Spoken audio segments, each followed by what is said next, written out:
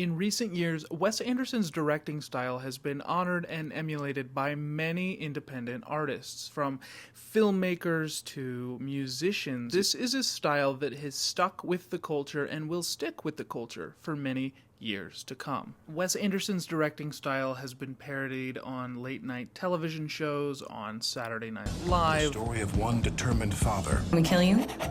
The murderers. Dear murderers, no you may not. Even on Family Guy. Turn to Wes Anderson's Pan Up, Pan Down French song, The End. Viens, suis-moi. But it all started in the early 1990s when he got together with his friends Luke and Owen Wilson and made a short film called Bottle Rocket. There's not a lot about this first outing that screams Wes Anderson, at least the Anderson that we know today.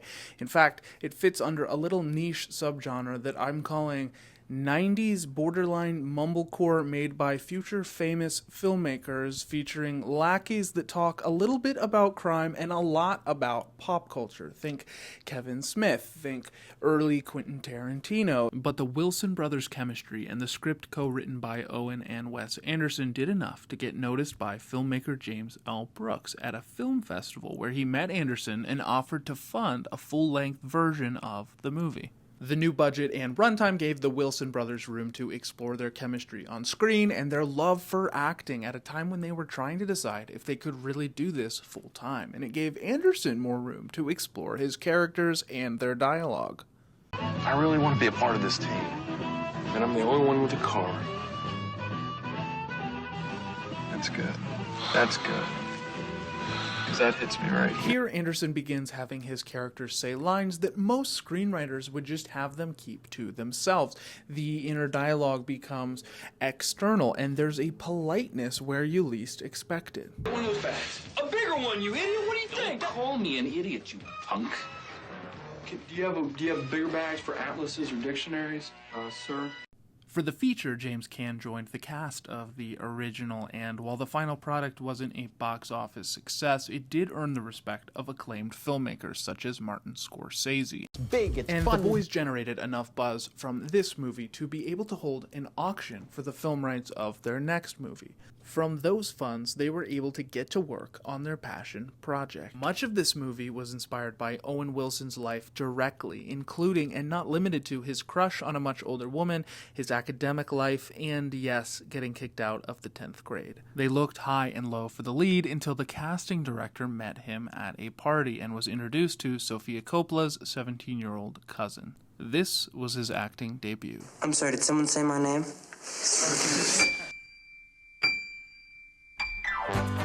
What's the secret, Max?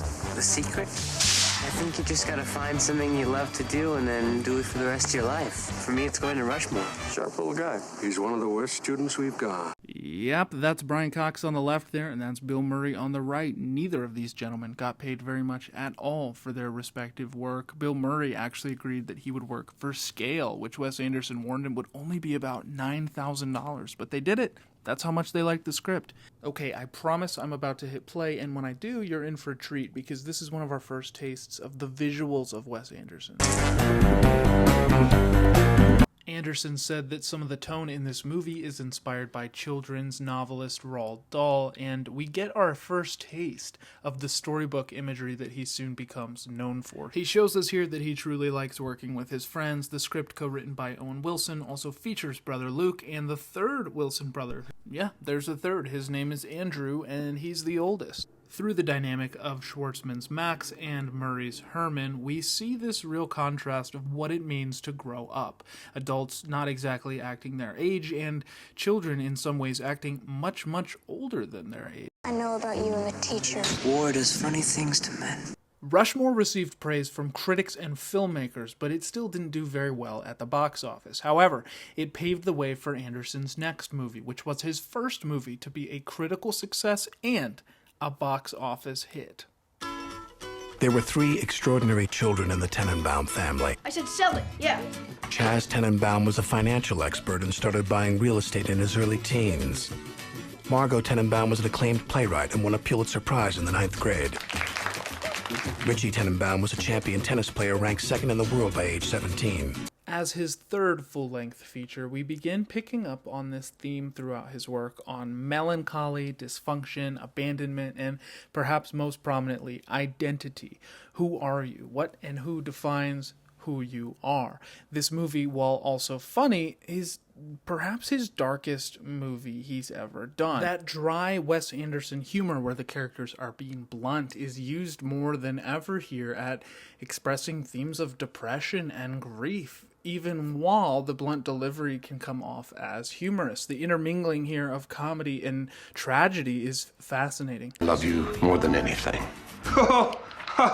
This was the movie that really showed us Anderson was not going away anytime soon. Look at the actors that he had at his disposal here, and yet he brings back the Wilson boys, and of course he invites back Bill Murray from the movie before. Wes Anderson's fantastical voice here comes through as clearly as it ever has before. We see a lot of flat space camera movements, tilts, zooms, pans. We see a lot of storybook symmetry throughout. We see bright red colors popping throughout the movie. He uses slow motion. He uses Christmas Time Is Here from A Charlie Brown Christmas, which later was borrowed in Arrested Development. It seems like Anderson is really just on a quest to have as much fun as possible making his movie. Even the name of the title and the characters was borrowed from his friends Brian and Margot Tenenbaum. For the music, he just used almost exclusively Nico because he wanted to, and I guess he found out you can just do that. For his next movie, he used almost exclusively David Bowie because I guess he found out you can do that. Special shout out to Mark Mothersbaugh, who was the composer for these first 4 features from Anderson and is responsible for a lot of what we think of when we think of his music. When this dropped on Christmas Day, a few years after the Royal Tenenbaums, a lot of Anderson fans were nervous that the money would turn him into a boring mainstream Hollywood sellout, but instead he gave them more fantastical content than ever, leaning even quirkier, leaning even more absurd. If anything, this movie proved that Anderson was comfortable staying in a world of absurdity, and actually that might be where he felt most at home. But Anderson did take a significant hit from the box office. So to put it in perspective, with the Royal Tenenbaums he was given $21 million and he made $71.4 million at the box office. Then he was given over double that original budget for The Life Aquatic. He was given $50 million instead of the $21 million, and with that, instead of making the 71.4 that he made in the movie before, he made 34.8. So he wasn't even able to get back the money that was spent on the original budget. And it feels kind of crass, to be honest, talking about budget and profit margin while we're watching this immaculately creative tour through this boat that was built just for this scene, because it's so creative and imaginative. And why do we have to talk about money? But the studios will tell you that it's just part of the business, and they have to care about money because somebody has to care about money, and they'll tell you that it is a big deal. And with that, his collaboration with distributor Touchstone Pictures came to an end. This was the distributor that helped him with Rushmore, the Royal Tenenbaums, and of course, The Life Aquatic with Steve Zissou. This would be the last movie that they helped him with ever again. But the best thing to come out of this movie, in my opinion, was Anderson's first-time collaboration with the genius Noah Baumbach. It's just a match made in heaven. They seem to really get each other's voices. There's the melancholy, there's the humor that they both have in their stuff, and together, oh, it's just perfect. There's the line in this movie where someone asks Bill Murray's character, "That's an endangered species at best. I mean, what would be the scientific purpose in killing it?" And he just looks at them and goes, "Revenge." And I just love what they did with the script and with the dialogue, and I think they're a killer team. And I have a lot of fun watching just the way that they have their characters act. While the adventures of this movie take place almost exclusively on a boat, Anderson's next outing, picked up by Fox Searchlight Pictures, takes place almost exclusively on a train ride. 3 brothers reunite for the first time in over a year since their father died in a trip across India. Now, each of them carry their own particular sadness and melancholy, but together, their insecurities come out in a a magnified sort of way. Now, Anderson's signature humor is still all throughout this movie, with characters saying blunt things that most people would have kept to themselves. But in this movie, the irony doesn't seem to cover up the human emotion as much as you might find in some of his other movies. Additionally, Anderson has been accused of stretching his story too thin and having an overstuffed crowd of characters in which no one is able to really connect with many of them at all. In this movie, it's very clear whose show it is. We're looking at Owen Wilson, Jason Schwartzman, and Adrian Brody throughout the entire thing as we watch the three actors bounce off each other phenomenally. They're so convincing. Adrian Brody was made to be in Wes Anderson movies, and it's simply a delight to see these three brothers wrestle with their own insecurities and try to navigate what it looks like to fit back in each other's lives. What's wrong with you? Let me think about that.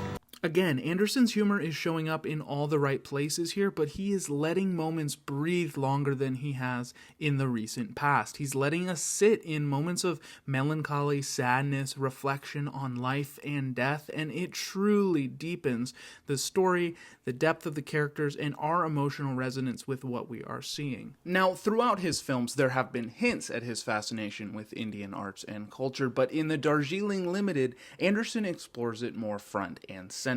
He dedicates the entire thing to filmmaker Satyajit Ray. Satyajit has far more influence on Anderson's work than most people realize. These are some frames from his movies, and you can notice the framing and the colors alone just sort of scream Anderson, and across Darjeeling Limited, he pays more homage than ever before to this beloved filmmaker. Now, even after most of their roles were finished on set, a lot of the cast and crew of Darjeeling Limited decided to stay in India and explore the country. Anderson said that he had a deep admiration for the colors of the country and the way they popped unapologetically. It is no accident that the movie directly following the Darjeeling Limited had the most distinct color palette of Anderson yet. Look at the orange, yellows, and reds. It's just screaming fall. The Fantastic Mr. Fox is a perfect October movie, and somehow, being his first outing as a stop-motion director, this movie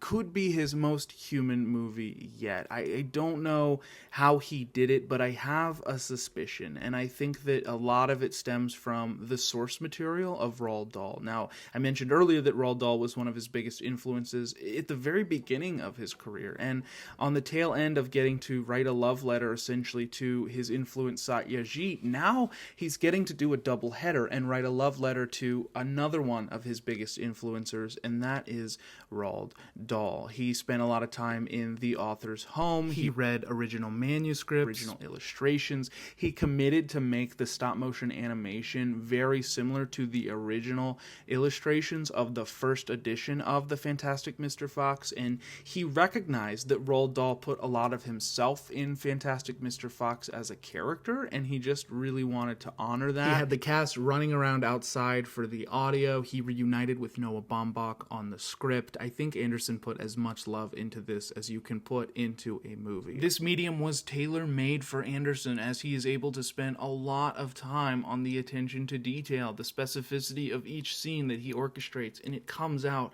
so polished. It is just a phenomenal movie and my personal favorite.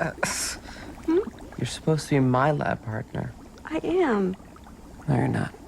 You're disloyal. In his very next outing, he spends more time on this idea of children acting and perhaps having to act much older than they actually are, and the adults in their lives perhaps being much more childish than they should be acting. He combines influences from his last two love letters to his influences, and he really combines this sort of storybook visual with the colors absolutely popping in this live-action movie, and throughout it, we are captivated by the journey of two children trying to find each other and themselves, and the adults stumbling over each other trying to find the missing children. Anderson continues to channel his early childhood memories. Here he channels his first crush, his memories of feeling like a troubled child in this truly imaginative story. Wes co-wrote this feature with Roman Coppola, and he features a lot of Benjamin Britten and Hank Williams in this one. Next came Wes's most critically acclaimed story yet, and it all started with a short story he had written in 2006. Never throw away your ideas, people. This movie is really the culmination of a lot of tools that Wes had been collecting over the years, from camera movements to the use of color to the way his characters interact with each other. Themes here of identity and nostalgia, the bluntness, the way that Anderson worked with old friends and continued to make new ones, it all comes to a head here. Up until this point, he had been nominated for 4 Academy Awards, but the Grand Budapest Hotel was nominated for 9. The Grand Budapest Hotel. I'm not going to spend many of my few seconds up here thanking people like Stephen Rails and Scott Rudin and Jim Giannopoulos and Nancy Utley and Steve Galula, Juman and Owen. 22 years after filming that first Bottle Rocket short film, Anderson was able to stand on stage and thank many people that helped him get where he is today, including some of them that have been there all along. And thank you to Wes Anderson for making this beautiful film. The Grand Budapest Hotel. So what do you do after that? Well, if you're Anderson, you get right back to work. He released Isle of Dogs, his second stop-motion animation, and while it's not as cozy as Fantastic Mr. Fox, it's still a heck of a heartwarming journey in which a lost boy is trying to find his lost dog. Anderson continues to be influenced and inspired by other cultures, and this one has been known as a great love letter to Japan. Anderson showed us that he could pull on our heartstrings in a short commercial for H&M. I watched this one every Christmas time, and it's just remarkable. I think he needs to do a Christmas movie soon. Me personally, Anderson, if you're watching this, what do you think?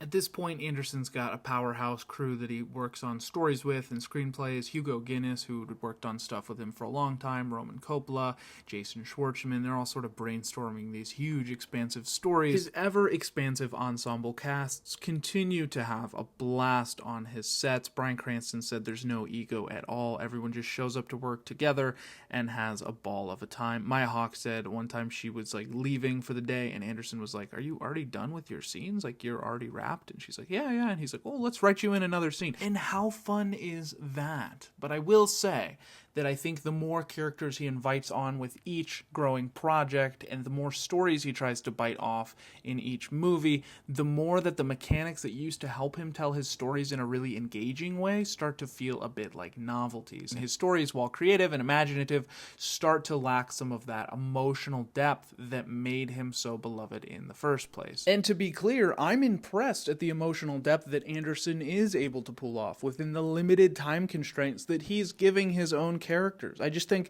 like this family, for instance, if they were able to be the main characters throughout this story, I think the emotional depth that he was able to reach could have gone a lot deeper, and he could have still kept the whimsy set design and quirkiness, and I mean, it's always fun to watch. Just starting to feel a little stretched.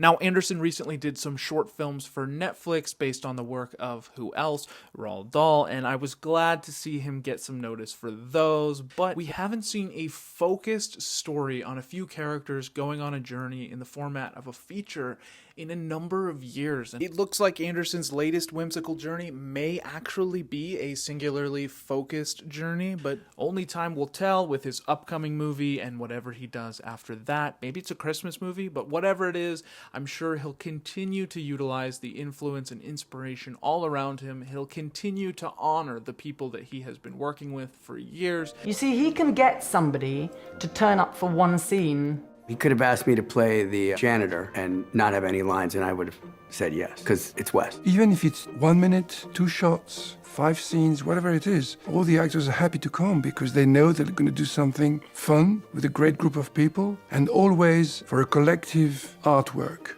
And he'll continue to show us he has more tricks yet up his sleeve.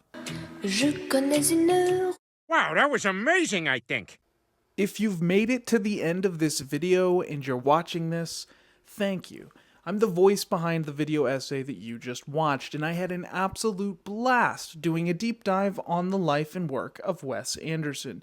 Now, if you want to see more content like this, there's a few ways you can help me. First, engage with the video, comment, like, let me know in the comments below what your favorite quote is from a Wes Anderson movie. Another way that you can help me is to share, spread the love. If you know someone that you think would enjoy this video, please tell them about it, send them the link. That would mean a lot. And then lastly, if you're feeling super supportive and want to help fund a future project on this channel, there is a link in the comments below to buy me a coffee. Again, your support means the world. I appreciate you watching, and I hope to see you soon.